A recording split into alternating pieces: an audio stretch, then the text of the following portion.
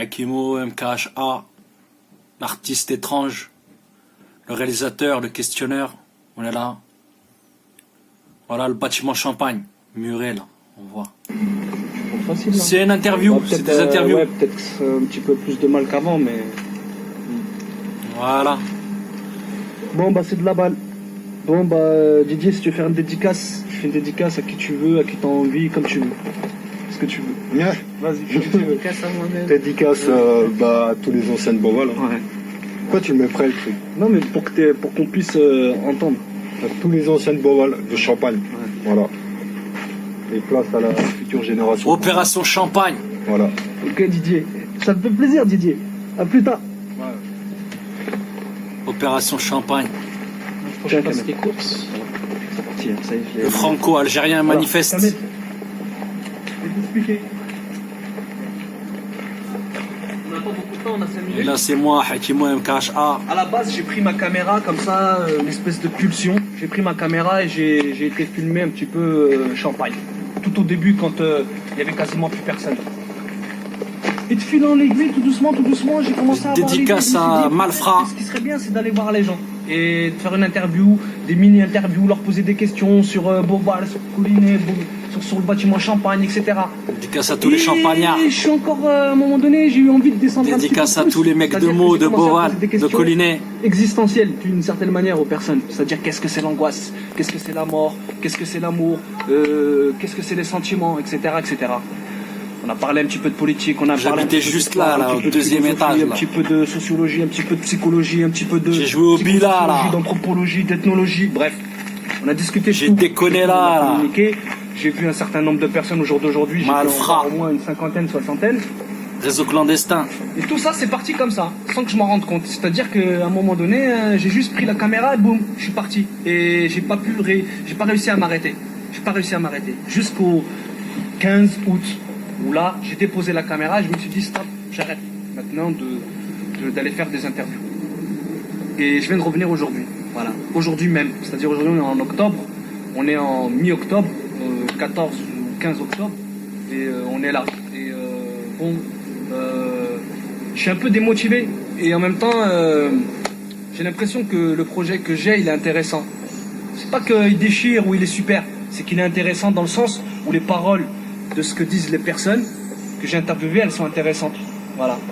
Maintenant j'ai à la fois envie d'arrêter et à la fois envie de continuer. Eh ben je me suis bien mis dans la merde hein, parce que ça a duré entre 15 ans et plus. Peut-être que voilà. là c'est quasiment, j'allais dire, les dernières images du bâtiment Champagne que je vais prendre. Ouais, mais après j'ai continué tous les autres bâtiments.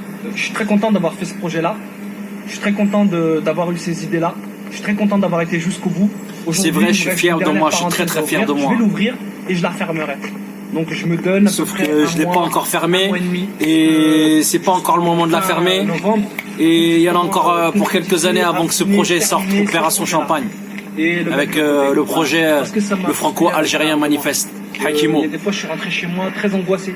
Parce que il y avait des gens que j'interviewais, ils me disaient des choses très angoissantes, très difficiles par rapport à la toxicomanie, mais par rapport on à la est maladie, ou par rapport à la vie en général, habitué par à rapport l'angoisse. à la mort d'un parent, d'un proche, etc., etc.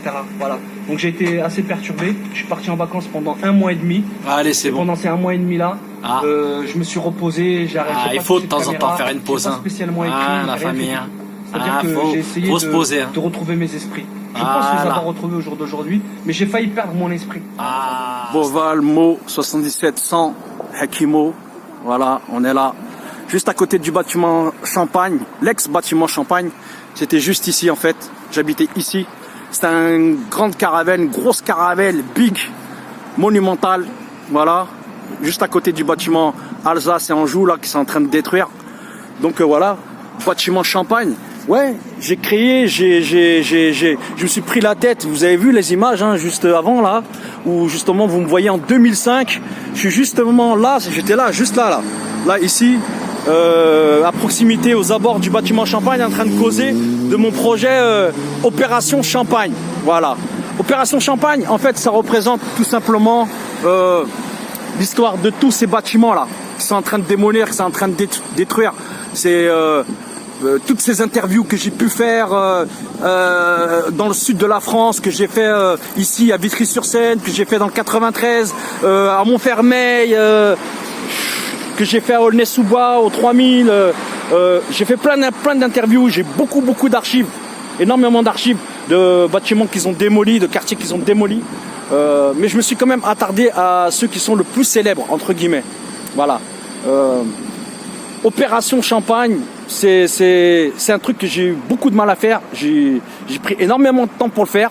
D'ailleurs, vous entendez dans la vidéo, je dis ouais, je vais arrêter dans un mois ou dans 2 mois. Or, ça fait maintenant quasiment plus d'une quinzaine d'années que je suis sur l'affaire, que je suis là, que je continue, que je suis motivé, je continue. Voilà. Mais ce projet-là, Opération Champagne, c'est pas un projet que je vais montrer là maintenant. En fait, il est en préparation. Je suis en train de travailler. Mais avant de jeter ce projet-là sur Internet gratuitement, sous forme d'épisode, ou éventuellement j'en ferai un documentaire. Il y a un long métrage qui est en préparation. Voilà, Gabriel et Lagdar. On est en train de m'engueuler parce que je suis en train de dire le titre, mais je leur ai dit non.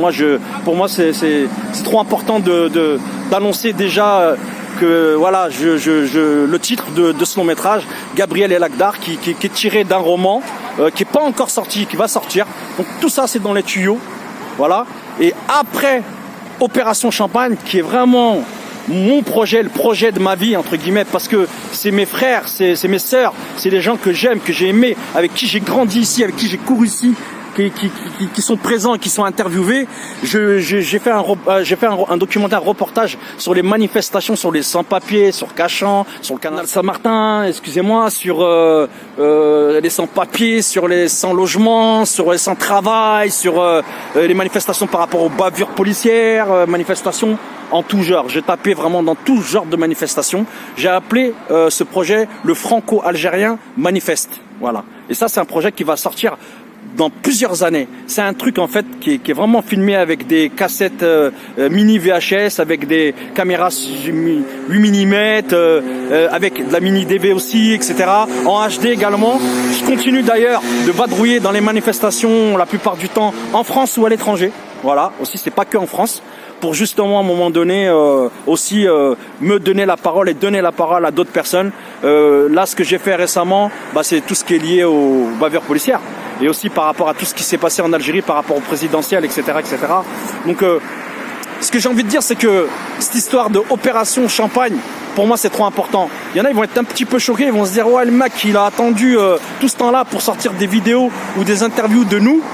Oui, parce que en fait c'était trop important, j'avais calculé un petit peu mon coût, c'est vrai, franchement. Je savais pas que ça allait durer autant de temps, mais je savais déjà que pour moi ça allait être le projet de ma vie. Et quand j'ai arrêté ce projet entre guillemets, que j'ai un petit peu continué ailleurs, je voulais absolument garder des paroles dans les manifestations en France. Surtout par rapport aux sans-papiers au départ, et après ça s'est diffusé, j'ai pas pu m'arrêter, voilà, tout simplement. Donc voilà, je vous présente Opération Champagne, ça va venir. Soyez patients, tranquillement, gentiment. Je travaille au jour le jour, tous les jours je travaille dessus, tous les jours. Au même titre que je travaille sur la photographie, sur la réalisation de Sahab la Soulé de la Funk, ou quand tu rappes, tu parles, je fais des interviews de grands rappeurs, de DJ, etc., etc. Je continue, je continue, je m'arrête pas. J'ai plein de choses à dire, plein de choses à faire.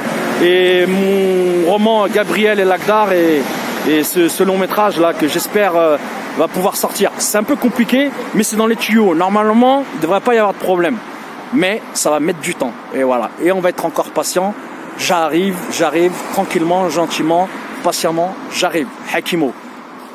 Je pense que quand mon film sortira, ou ces documentaires sortiront, il n'y aura plus du tout de caravelle comme ça. Je pense, dans mots. C'est ce que je pense. Voilà. Donc c'est des archives. Hakimo l'archiviste. Allez, je vous dis à plus. Ciao.